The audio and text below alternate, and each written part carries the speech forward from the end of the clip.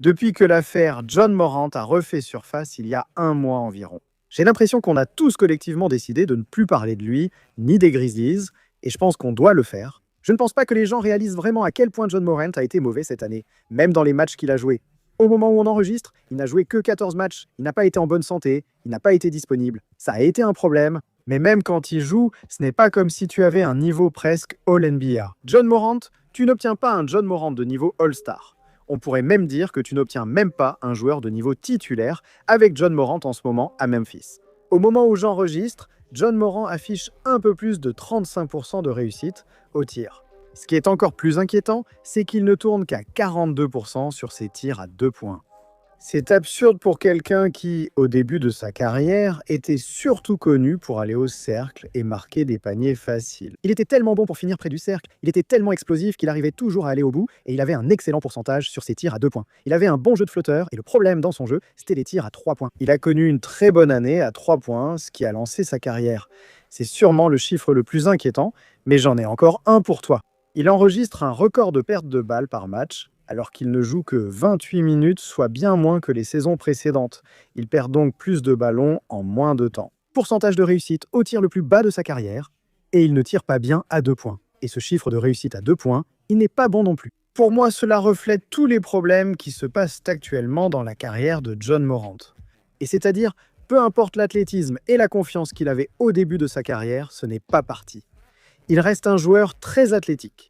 Mais la mesure dans laquelle il pouvait s'y fier auparavant, il ne peut plus autant compter dessus maintenant. Et ce n'est pas que ça ne reviendra jamais. Je ne pense pas que Ja Morant soit complètement brisé en tant que joueur de la NBA. Je pense qu'il est un peu brisé, mais pas complètement. Et à un moment donné, peut-être qu'il sera en meilleure santé, il recommencera à finir ses actions près du cercle plus efficacement. Mais je pense qu'on en est arrivé au point où il joue tellement mal que ses chiffres sont un peu réels. Peut-être pas totalement réels, mais un peu réels. Et que quoi qu'il fasse à l'avenir, ce sera juste une version moins bonne de ce qu'on a déjà vu de lui. On a déjà vu le meilleur de Ja Morant et c'est une situation très préoccupante si tu es à sa place. Et bien sûr, aussi pour les Grizzlies eux-mêmes. Parce qu'on a eu toute cette situation vraiment dramatique. Comme je l'ai dit, il y a 4 ou 6 semaines où il s'énervait contre l'entraîneur et toutes ces autres choses. Et ça semblait être, est-ce qu'ils vont échanger Ja Morant? Est-ce qu'il veut encore être là? Et maintenant, on est passé à une autre discussion parce qu'à l'époque, la question était, et s'il forçait son départ? Où Ja Morant pourrait-il aller? Il pourrait rejoindre une autre équipe. Quelle est sa valeur d'échange? Il y avait une certaine excitation. Oh, la prochaine grande star va être échangée. Maintenant, on est passé à wow. C'est en fait une situation vraiment, vraiment difficile pour Memphis, et cette situation tourne entièrement autour de la valeur potentielle de son échange. Et pour moi, en ce moment, je ne pense pas que Ja Morant soit un atout échangeable.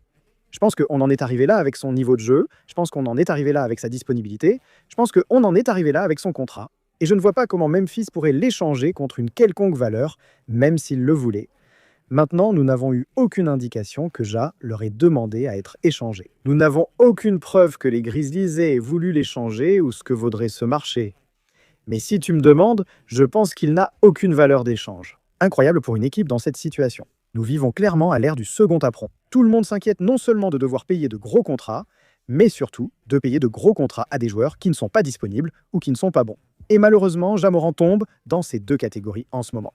Pour Memphis qui obtient peu de Ja, la saison de Jaren Jackson Jr. est plutôt décevante. Pensez à la situation de cette équipe il y a 2 ou 3 ans et à son avenir actuel est vraiment inquiétant. C'est inquiétant car ce n'est pas seulement leur niveau qui pose problème, mais aussi leur contrat. Celui de Jaren Jackson n'est pas si mauvais, mais Ja a été mauvais cette année et Jaren Jackson décevant. Mais tu ne peux pas non plus changer de direction. Il n'y a pas d'option ici, il n'y a pas de « bon, ensuite on va faire ça, puis l'étape suivante du plan, c'est ça ».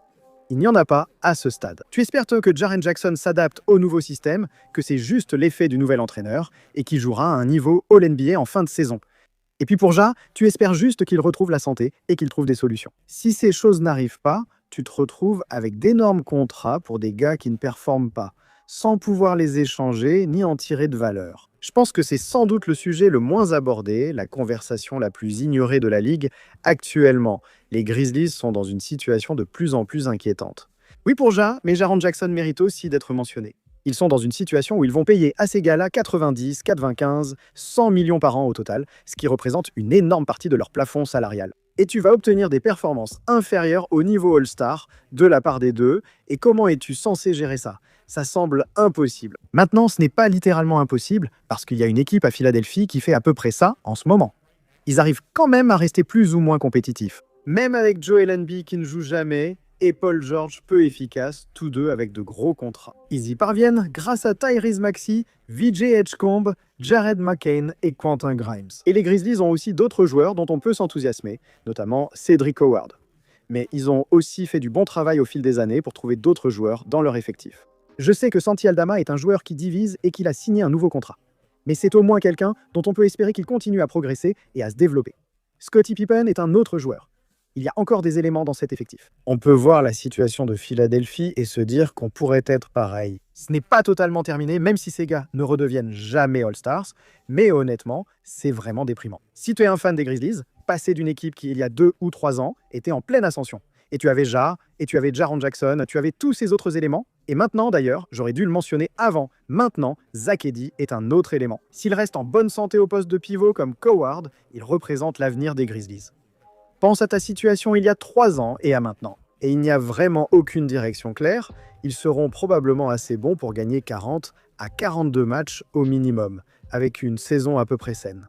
Mais il n'y a vraiment pas de plafond, tu vois. Il n'y a pas de plafond à 50 ou 55 victoires, à moins que Ja Morant ne redevienne un joueur All-NBA. Et c'est quelqu'un qui, à un moment de sa carrière, était parmi les 15 à 20 meilleurs joueurs de la ligue. Et si tu peux retrouver ce gars-là, évidemment ça change tout, mais rien ne semble vraiment aller dans cette direction. Ce vers quoi tu te diriges, c'est ce que Philly traverse, peut-être être l'histoire sympa du début de saison, si tout se passe bien pour toi. Et je ne sais pas vraiment comment rationaliser ça. Pour les fans des Grizzlies ou ceux qui veulent leur réussite, échanger Jaren Jackson est envisageable. Il a de la valeur car il joue des deux côtés du terrain. Dans un rôle offensif limité, il reste très efficace. Le problème du rebond est connu, mais il y aurait de la valeur s'ils échangeaient vraiment Jaren Jackson contre une valeur inexistante. Pour Ja. À mon avis, il faudrait ajouter un choix de draft à Ja pour s'en séparer à cause de son contrat et de sa disponibilité. C'est fou, car je les compare encore à Philadelphie. Si tu enlèves ça, tu te dis juste que c'est nul que John et Jared Jackson gagnent autant d'argent. Pour Jaren Jackson, c'est décevant, mais pour Ja, c'est presque un désastre total si on isole ce point. On a Cedric Howard, Zach Edey et tous ces choix de draft venus du transfert de Desmond Bain. Orlando semble bien, mais accumuler des choix de draft pour l'avenir reste un pari sûr. Des désastres arrivant souvent. Cette année, Atlanta et Oklahoma City pourraient obtenir des choix dans le top 5, ayant parié contre d'autres équipes. Acquérir des choix de draft futurs ou lors de la prochaine draft, un noyau semblable à Philadelphie, ce qui est logique. Par exemple, si tu pouvais juste retirer Paul George et Joel Embiid de l'effectif et leur salaire, Jared McCain, Quentin Grimes, Tyrese Maxey, VJ Edgecombe. Il y a d'autres choses qui se passent dans la raquette. C'est intéressant, c'est excitant. Tu as un general manager qui sait ce qu'il fait. Et à Memphis, si tu pouvais simplement supprimer Ja, et puis, dans une moindre mesure, Jaren Jackson, tu as Coward, tu as tous ces choix de draft, tu as Zach Edey. Il se passe quelque chose ici, et malheureusement, Memphis se retrouve un peu au milieu de tout ça. Et je pense vraiment que ça a été sous-discuté. D'abord, Ja a été très mauvais, et ensuite, l'avenir à Memphis est vraiment incertain. Selon moi, c'est une organisation qui a généralement bien construit ses équipes. Ils savent repérer la valeur à la draft, chez les non-draftés et les agents libres, pourtant ils se retrouvent malgré tout dans cette situation. Ce qui montre à quel point il est important que tes stars soient disponibles et continuent de progresser et de se développer. Et dans le cas de Ja, vraiment ces 2 dernières années, et pour Jaren Jackson en ce qui concerne son niveau de jeu cette saison, ça n'a tout simplement pas été le cas. Et ça peut littéralement couler toute ta franchise avec la façon dont les règles sont faites dans la ligue, et vu à quel point ça s'est mal passé pour Memphis jusqu'à présent. Donc tout ça pour dire que c'est fou là où ils en sont aujourd'hui. Et personnellement, je ne m'attends pas à un échange de Ja Morant de sitôt, parce que je pense vraiment qu'il n'a aucune valeur en ce moment.